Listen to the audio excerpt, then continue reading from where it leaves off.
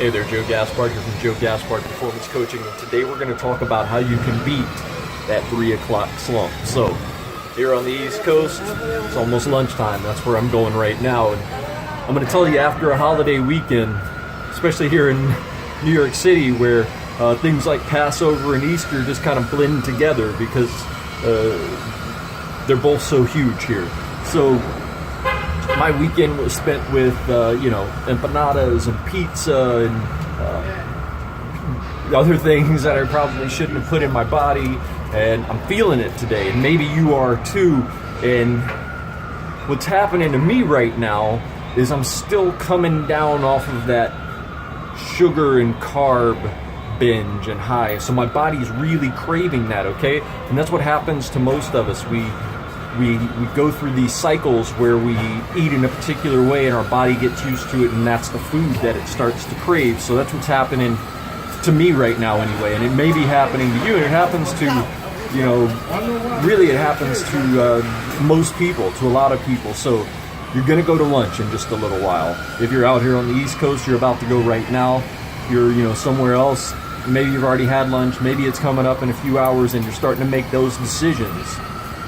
And what happens is we go through, let's say, the drive-thru, and we get the burgers and fries and soda, or we go on a business lunch and we have pasta and the bread hits the table and things like that, right? So what happens is you go and you eat these foods, and even though you maybe don't get really super full, you're not like cramming your face, you're eating all these foods that bring your blood sugar way, way up, and it stays there for a couple of hours as your body processes all these carbohydrates, sugar, bread, pasta, rice, all of this stuff.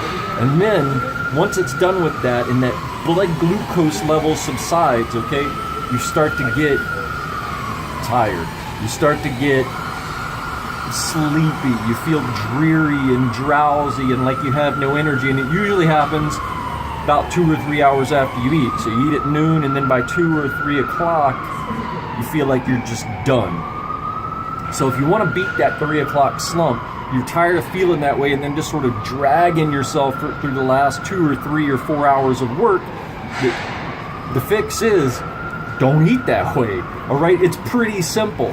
It's not complicated. I'm not going to lie to you. It's going to be hard because you've been doing it for so long, but just try to avoid as much of that food as possible, okay? Because, yeah, you're going to feel good for a little while, but then you're going to run out of that glucose energy. Your body's going to be done processing it all. Your blood sugar is going to stabilize. Everything's going to start to come back down, and you're going to crash really hard.